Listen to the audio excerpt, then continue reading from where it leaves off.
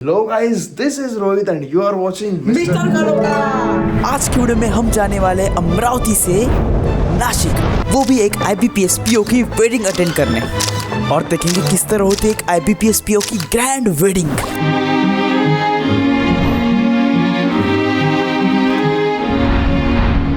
तो देरी किस बात की, निकलते हैं। लेकिन एक प्रॉब्लम है, मेरे पास रेलवे स्टेशन तक छोड़ने के लिए कोई भी नहीं। लेकिन टेंशन किस बात की, हमारे साथ हमारे वॉरियर्स तो है ना। हमारे फर्स्ट वॉरियर है सूरज सर AK गोलू भैया। हमारे सेकंड वॉरियर है मोहित भैया AKA आप ही देख लो, मोहित एक नंबर का फटू आदमी है।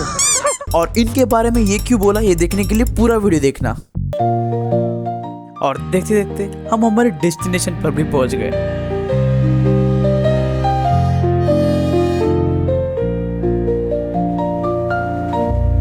गाइस, यहाँ पहुंचते ही हमारे सामने बहुत बड़ी प्रॉब्लम खड़ी हो गई। जैसे हम प्लेटफॉर्म पर पहुंचे, वहां से मोहित भैया मिसिंग हो गए।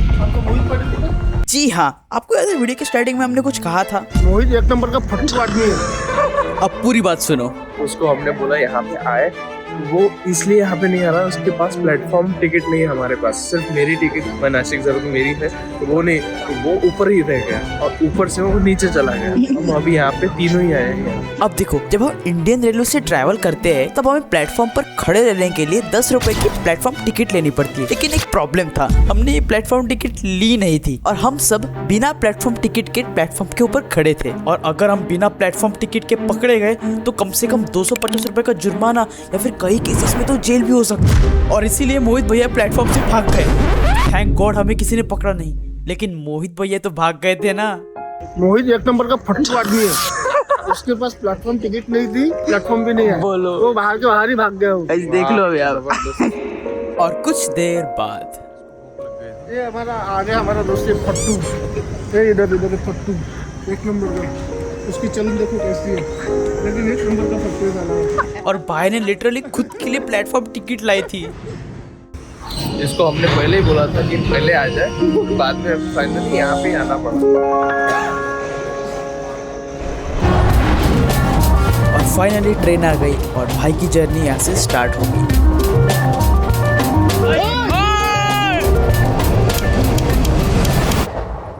हमारे साथ हमारे भाई जुड़ गए यहाँ से, ये आए हैं नागपुर से और मैं इनके साथ जुड़ रहा हूँ अमरावती से, और यहाँ से हम जाएंगे डायरेक्टली नागपुर, सॉरी नासिक जाएंगे। और ये है प्रणव सर, जिसे अपना भाई IBPS PO की ट्रेनिंग में मिला था। और नासिक को हम मिलेंगे हमारे दोस्त को, जिसकी हम शादी अटेंड करने जा रहे हैं। दोस्तों, हमारे दोस्त उठ चुके हैं और ये देख रहा है, आनंद ले रहा है बाहर का नज़ारा। मुझे भी नीचे बुला रहा है। ये है हमारे प्रणव सर। हाँ, इनका इंट्रोडक्शन रह गया था। ये नागपुर में पोस्टेड है। मेरी और प्रणव सर की पोस्टिंग साथ में हुई थी और हम बैचमेट्स। इसकी हो गई दोस्त शादी, ये हो चुका शादीशुदा।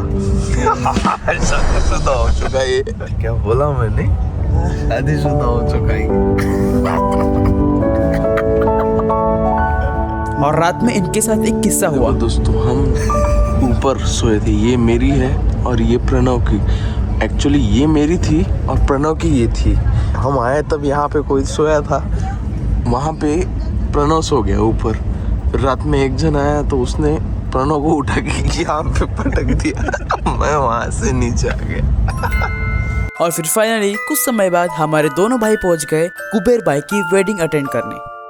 ये है हमारे दोस्त का वेडिंग हॉल, जो मैं आपको अभी दिखाने जा रहा हूँ। Reception ceremony of Harshada and Kuber. ये है हमारा दोस्त। और अंदर पहुंचते इन्हें ये दिखा। आए बराबर हमको ये दिख गया, और ये इसकी कोई तो भी एक रस्म शुरू है यहाँ पे।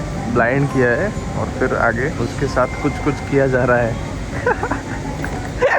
मेरे कुछ किया जा रहा है भाई उसके साथ। अब हो गए रेडी और निकलते शादी करने के लिए, शादी अटेंड करने के लिए। वीडियो में इस पॉइंट तक क्या आपके मन में ये सवाल नहीं आया, आखिरकार शादी है किसकी? तो याद करो, हमने आपको IBPS PO की ट्रेनिंग के बारे में बताया था, जहाँ प्रणव सर और हमारे भाई मिले थे। उसी ट्रेनिंग के दौरान हमारे दोनों भाइयों की दोस्ती कुबेर सर से हुई, जिनकी आज वेडिंग भी है।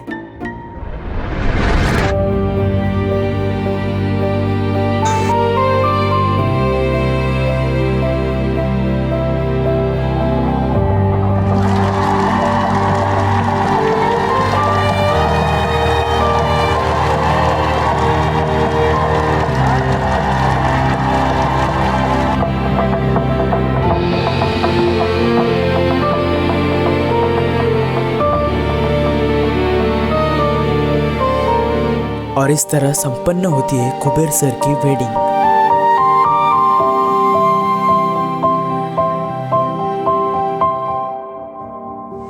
छत्रपती शिवाजी महाराज जन्माला यावे पण शेजारच्याच घरी म्हणे का? कारण की आपल्यामध्ये संस्कार देण्याची क्षमता राहिलेली नाहीये म्हणून। वेडिंग में हमें एक गुरुजी दिखे जिन्होंने कन्यादान का मतलब बहुत अच्छे से समझाया था। इसके लिए हमारे भाई की आंखों में लिटरली आंसू आ गए थे। ये जो पंडित जी ने समझाया है कन्यादान का मतलब, वो मैं भाई लाइफ में नहीं भूलूंगा, क्योंकि इतने सही इतने अच्छे अंदाज में उन्होंने समझाया है कि एक्चुअली कन्यादान क्या होता है। और मैं जैसे जैसे देख रहा था तो मिसेस जो है लड़की कुबेर की, वो तो रो ही रही थी, उसके माता पिताजी भी बहुत रो रहे थे और मुझे भी साथ में मेरे आंसू भर आए और मैं न रोने वाला भी साला रोने लगा। ठीक है, तो बहुत बहुत ज़बरदस्त ये जो पंडित जी है, मैं उनका नंबर लेने वाला हूँ भाई मेरे शादी के लिए, क्योंकि बहुत ज़बरदस्त उन्होंने समझाया पूरा। और इसके बाद हमने लिटरली उनका इंटरव्यू भी लिया।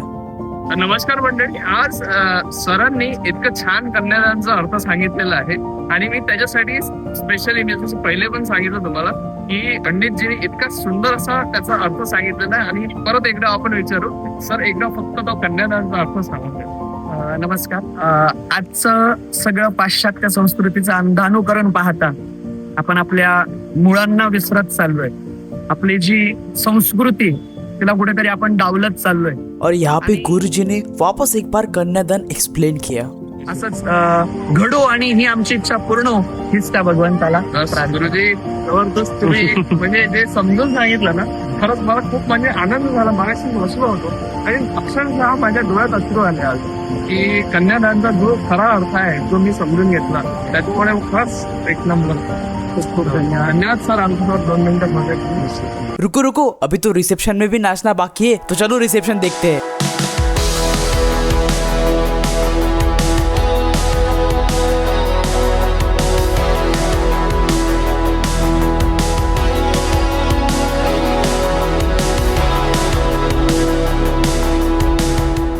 और यहाँ पे अपना भाई कह रहा है कि उसने रिसेप्शन में पूरी जी भर के नाचा और इतना सारा क्राउड आया था सिर्फ रिसेप्शन के लिए, है ना ग्रैंड?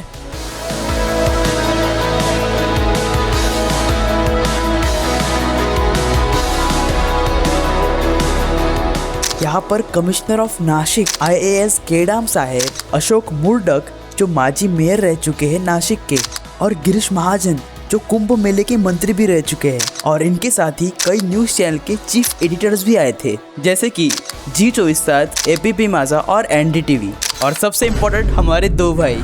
तो गाइज इस तरह से होती है हमारी शादी संपन्न। यस गाइस, इसी तरह हमारा व्लॉग भी खत्म होता है। जय हिंद, जय भारत। Please subscribe.